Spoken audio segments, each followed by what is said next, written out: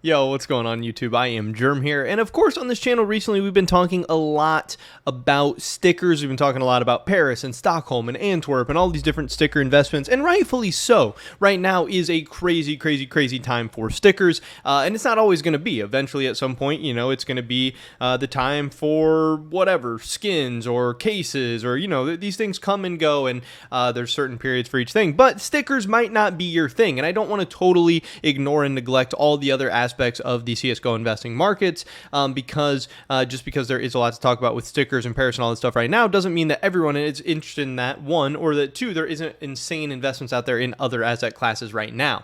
And again, sometimes where the market is, or sometimes where the herd is, or the huge crowds are, sometimes that's the right place to be, but sometimes that's the wrong place to be, or sometimes that's a good place to be, but sometimes there's a better place to be. And at the end of the day, we're always trying to look for the best opportunities possible. We're trying to buy low, we're trying to sell high.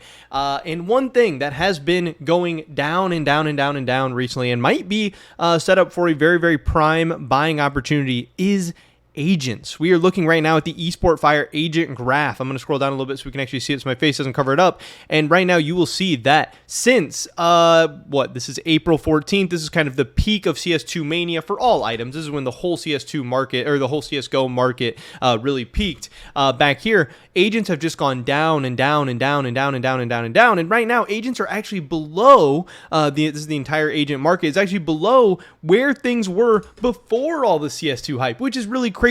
Obviously, CS2 hype has died down since the game hasn't come out. I know CSGO players hit like all-time peaks and they've kind of chilled out, and that's kind of explained why the market has chilled out overall. But for prices to be down below where they were before the CS2 hype, that doesn't necessarily make sense. I get that the hype has died down, but why would prices go down below? Because before we knew that CS2 was even a thing, or going to be a thing semi-recently or whatever, prices were at one point, and now we know that CS2 is coming. Maybe it's, you know, hopefully it's at the end of the summer, hopefully there's no delays or anything like that, but we know that CS2 is going to come at some point. And if you think that CS2 is going to be an overall positive for the markets and agents and all items specifically, and you think it's going to bring in new players and new money and all this stuff, then that should be factored in. That is information that we still know about, even though in the short term, the hype has died down a little bit as we wait and anticipate for the game to come out and people want to actually get to play it and all this stuff. Still, we know that it's coming. That is new information that needs to be factored in and needs to be priced in.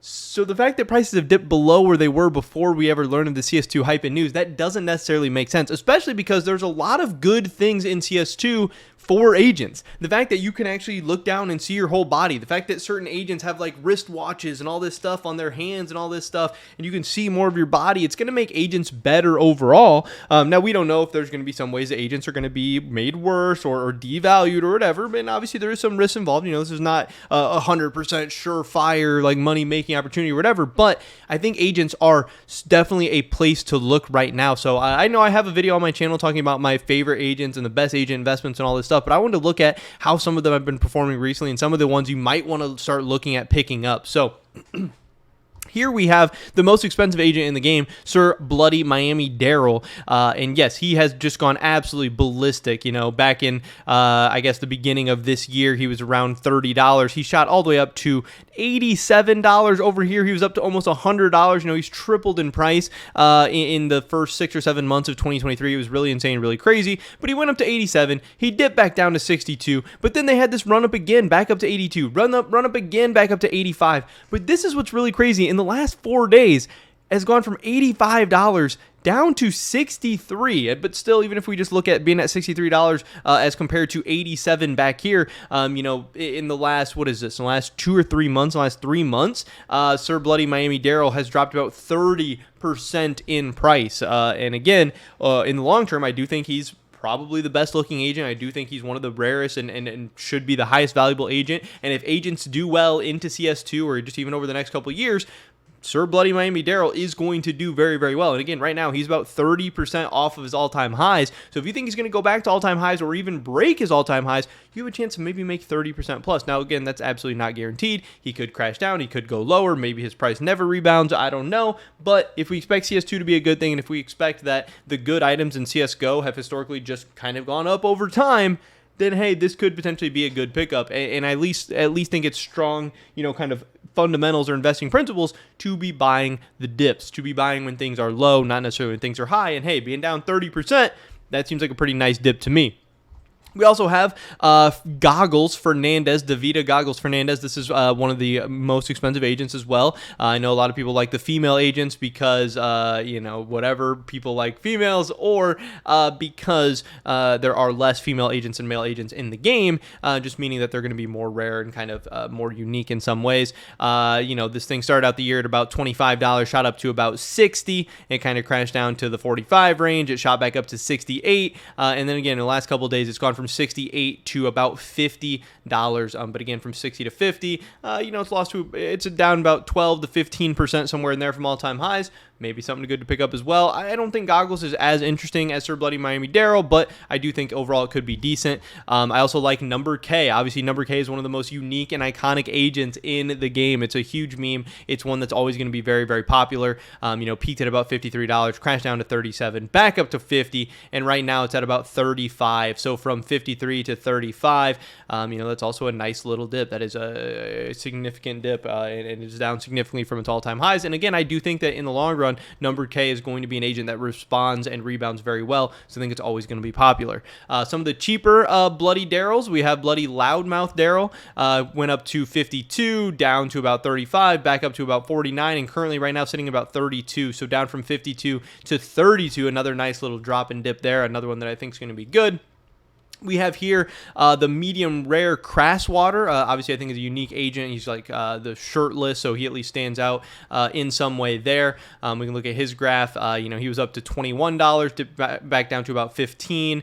Up to $19. Right now, he's about $13. So from $22 to $13, I mean, he really almost got cut in half. This guy's almost down 50% from his all-time highs. And again, overall, I think is a good and unique agent, obviously on the cheaper side. We have Elite Trapper Solman here, another one that I think is pretty good and unique. We can take a look at what he's been doing. $22 down to $14, back up to $22, and currently right now sitting at about $12. So another one almost cut in half. So there are some very, very good, interesting, and unique agents that are down about 50% from their all-time highs recently. Another one that I really like is Safecracker Voltzman. Again, I don't like all the agents, but I think there are a lot of good ones.